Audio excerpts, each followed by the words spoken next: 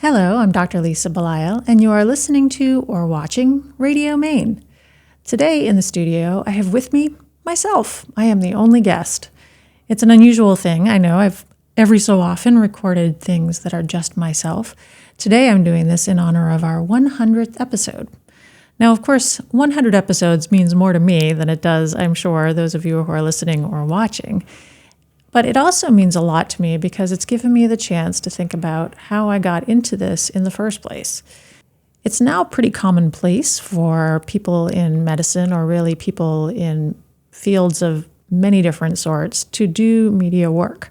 When I first started doing this, however, I often got the question, as a doctor, why are you doing radio? Why are you doing media work? And I have to attribute it really to my Bowdoin College classmate, Hanley Denning. Hanley Denning died around my birthday 15 years ago, and it was a terrible and sad and tragic time for all of us.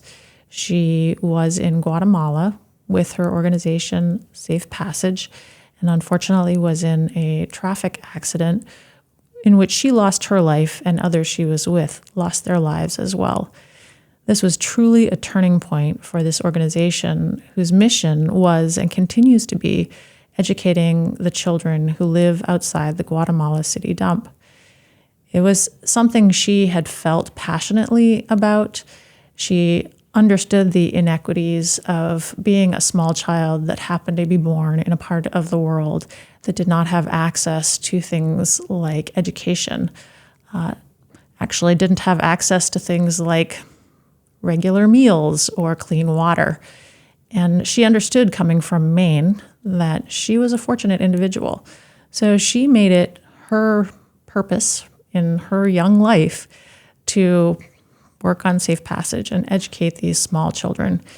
She really did this almost immediately out of graduate school, and she sold off most of her belongings before she moved down to Guatemala.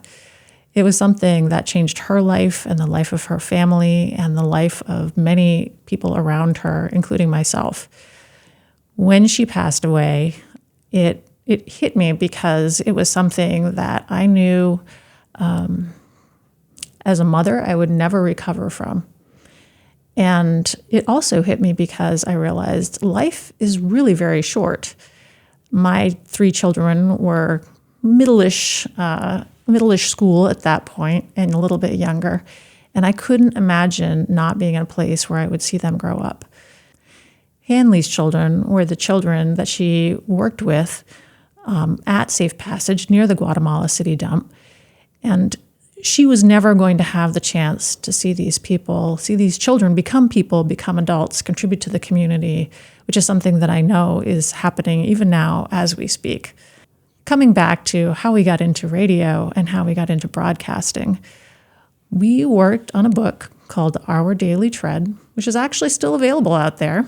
And actually, I was reminded of it recently when one of our new doctors, our pediatricians for the health system that I now am a leader in, she came in and she said, "Oh, I just returned from doing a service trip in Guatemala." And I said, "Oh, that's so interesting. I've been to Guatemala, and my friend Hanley Denning, she set up an organization in Guatemala." And she said, "Really? What was the organization?" "Safe Passage." She said, "I have Our Daily Tread on my table." So here I am in Augusta, Maine, working for a healthcare system as a leader, welcoming in one of our new pediatricians, and she has connected me back 15 years to really where many things began, including the time that I spend on the air. My first interview ever was with Ray Richardson at WLOB, and I really owe a debt of gratitude to Ray and also to my high school friend Deborah Friedrich, who connected us, and it was quite something.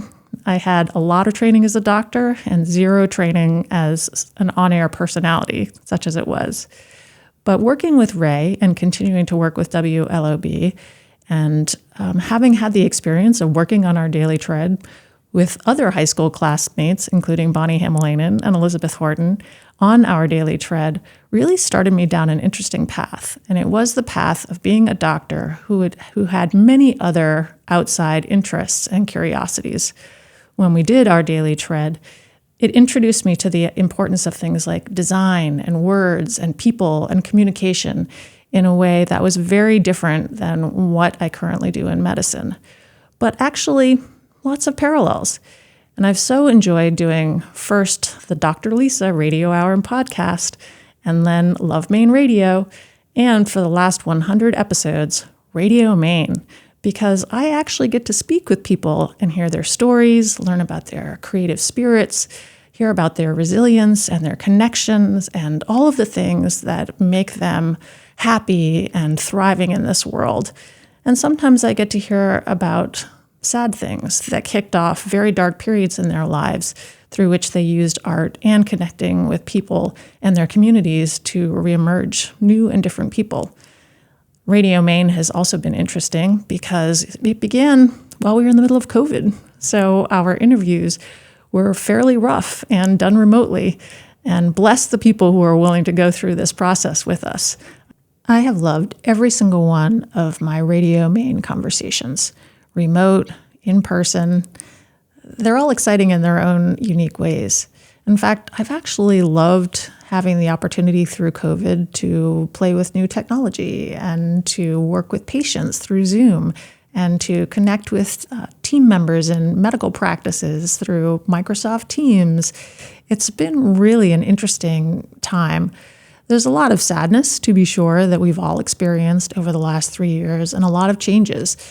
But what I love about the time that I've spent on Radio Maine, and actually the last few years, is that with any transition comes opportunity and comes the chance to be curious and the chance to learn more and the chance to maybe go in a different direction with your life, or maybe go in a direction with your life that you were already headed, but in a different way. And talking with mostly artists, but also other creative people on Radio Maine has given me so much insight as to how the mind works and how different people have done this in their lives. It's also reconnected me with the idea that life truly is finite, that we don't know what's going to happen tomorrow, and we really don't know how much time we have. Hanley Denning did not know that she would only live 37 years. None of us realized that we were only going to have her that long. When I spoke with artist Anne Sklar in the last few years, I didn't realize that the time that she spent with me in this room would have been one of the last times that I spent with her. And she's been with the Portland Art Gallery from the very beginning. So for me, spending time with people and never knowing what the future holds makes the time together very precious. And having the opportunity to share this time with you on Radio Maine makes the time even more precious still. The thing I've learned about myself in my life is that I will probably never stop being curious. I will probably never stop wanting to hear people's stories and to learn more about them. And I'm probably just a little bit nosy, which is good, because as a doctor, I get to hear people's stories and maybe help them problem solve. And as a medical leader, I get to hear the stories of my fellow physicians and physician assistants and nurse practitioners and medical assistants and administrative directors.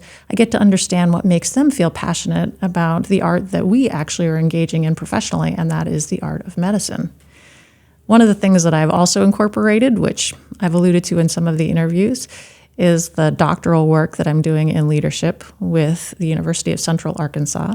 And it's a fun program to be in because it's fully online, and I've completely enjoyed it, and it is very much outside of medicine. It is something I absolutely do not need to do, but I love to learn. So I've been able to connect with people across the world, across the country, not only through Radio Maine, but through this work.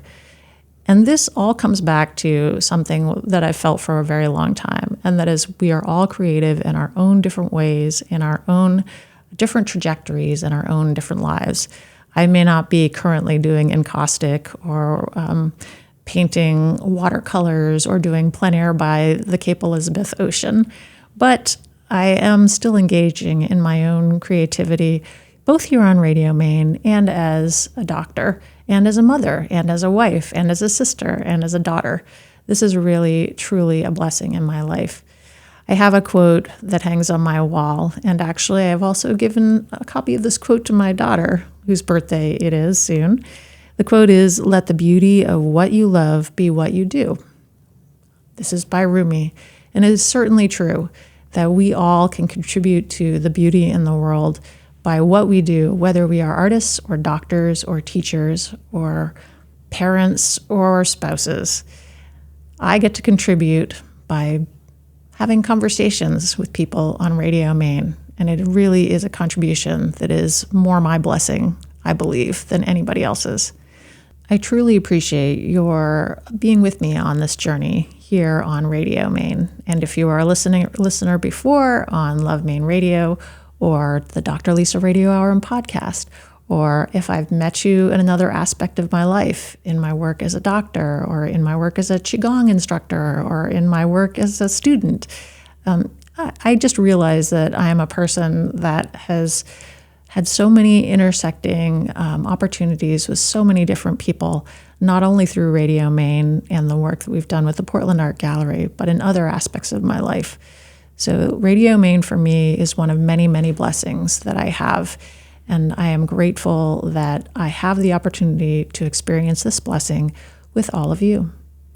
Thank you for being part of the Radio Maine world and for taking the time today with me to reflect on this 100th episode. And I hope someday that I might meet you in person. I'm Dr. Lisa Belisle, and you have been listening to or watching the 100th episode of Radio Maine.